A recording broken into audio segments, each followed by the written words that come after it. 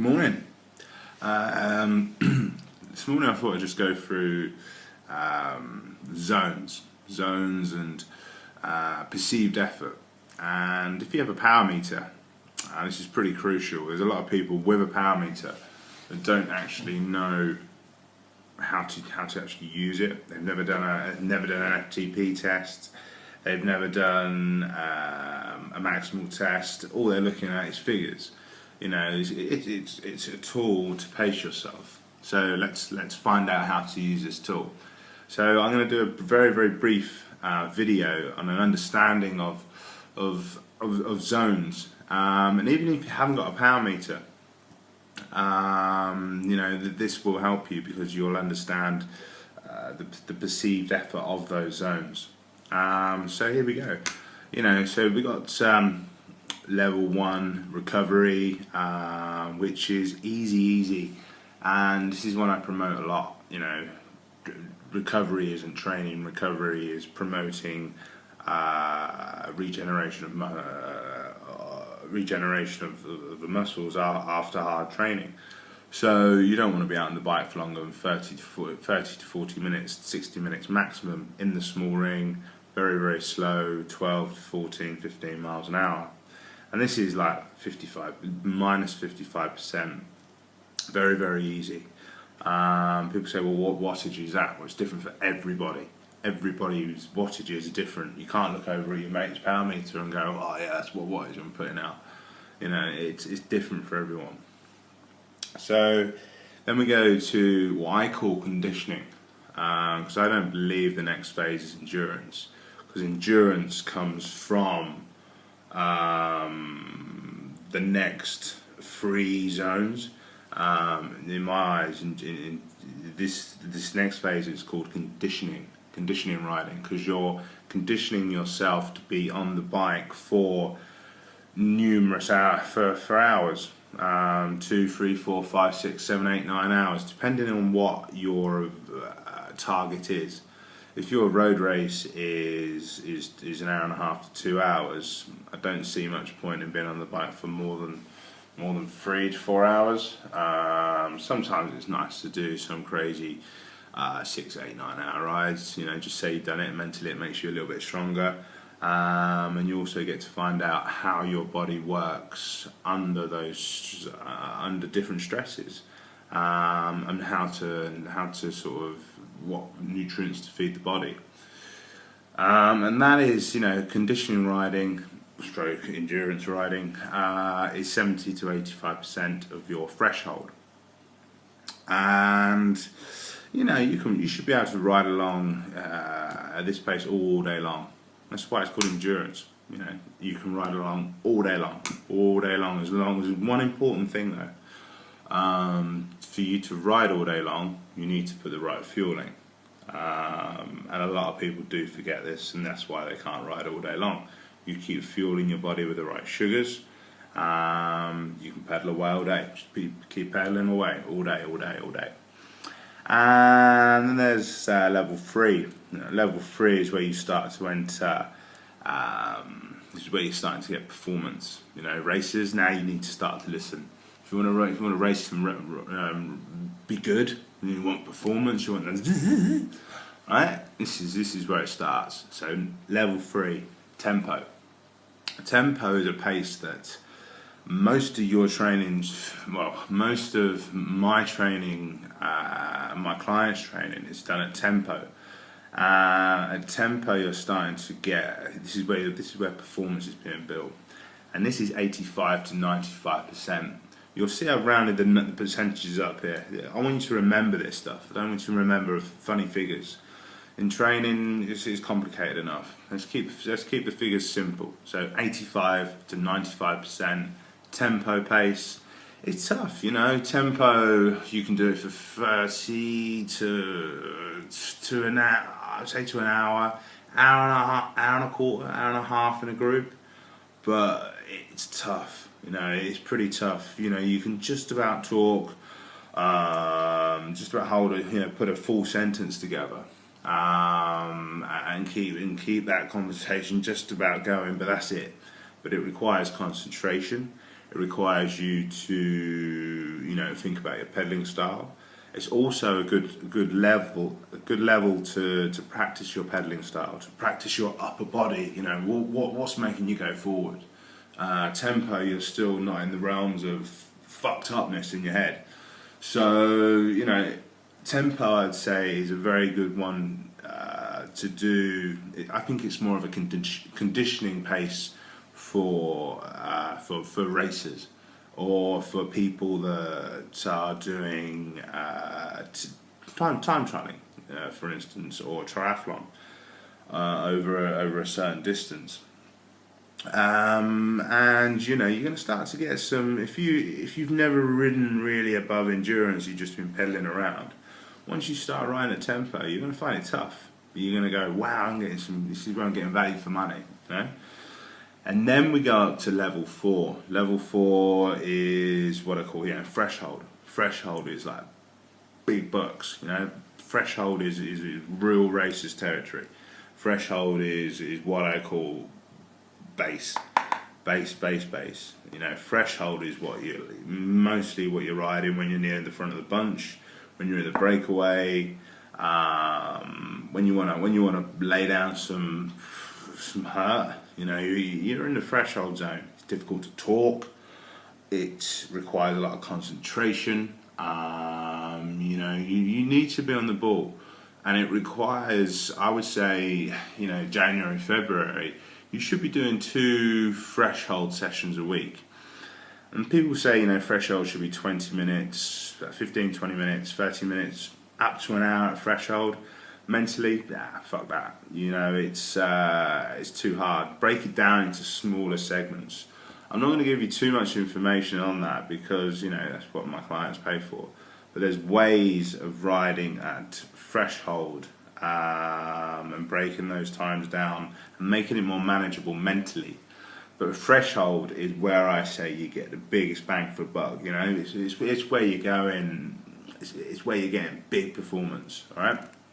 So even if you're riding sportifs, riding at threshold is gonna assist your climbing, along with the correct power to weight ratio.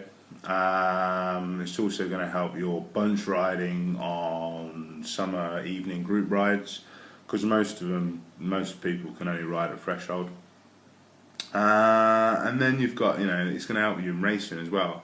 If you the higher your threshold, the less fatigued you're going to be when you start making the breaks and doing the jumps and doing the race winning attacks and moves and wins and putting your hands in the air and doing some victory salutes. So threshold is very, very important. I regard that as racers' base. And then we've got VO2 max. VO2 max is efforts of around about 3 to 5 minutes. VO2 max hurts. I remember I used to do, the one I used to do the most was 5 on, 5 off, and it hurt. Fuck, it hurt. But I used to do it after doing 2 hours in the morning at tempo. That was on. It was okay, but thinking back, I probably would have been better off dropping the tempo in the morning and concentrating on upping the VO2 max efforts and the quality of the efforts, and trying to achieve more in that 3 to 5 minutes. That's 3 to 5 minutes at full gas, concentrate and trying to drive the power through the pedals. And you're using this a lot in race when in attacking. A lot of the climbs around Peterborough, for instance, the length for them is 5 minutes. So it's very, very useful. It hurts. You need to calm down. You need to control your breathing. You need to try and control your breathing. But this is another performance enhancing zone, and this is 106 to 120% of your threshold. But remember, I keep going back to this is 106 to 120% of your threshold. First of all, you need to do a threshold test. I'm sure you all know how to do that. You bought a power meter. I'm sure you know how to do a threshold test. Then there's then there's level 6, anaerobic capacity. Anaerobic capacity is not lasting long, 30 seconds to 2 minutes, maybe not even 2 minutes. It's the one where you end up shaking at the end. It's maybe one of your second from final bullets from finishing a race. It's not the final bullet because it's hurting. You can still kind of recover quick enough from anaerobic capacity, and it's the race splitter. It's the laying down. It's putting people in the gutter. It's the hurt. You're putting people in the fucking hurt zone, right? And you don't want to be doing too much of this in the week because you got to recover from it. Anaerobic capacity sessions are tough. Combine these with VO2 max and threshold sessions on the turbo, you're going to be an awesome rider next year. Concentrate on too much of the level 2 stuff, and you'll just be spat out of the bag. I can assure you that. It's not, going back to level 6, it's not your final bullet. It's not your race winning move. It's not your victory salute. Level 6 gets you into the move that can get you your race winning salute. So what is the final one? The final one is level 7. Level 7 is 0 to 10 to 12 to 15 seconds. And it is a full out effort. And there's not many people that can get this much effort out. This is sprinter zone. This is fuck you up. This is your head is like a mess afterwards. Just sitting there, you're shaking on the bars, dripping in sweat. Level 7 is her box. You're fucked.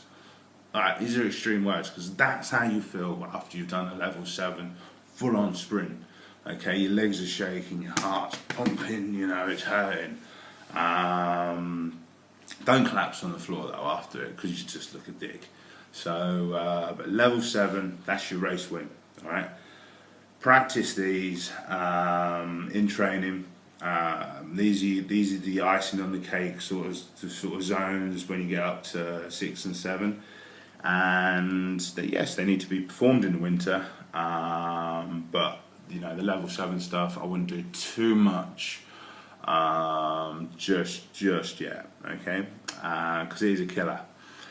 But I hope that helps. And if you want me to, if you want more information on all this, feel free to contact me.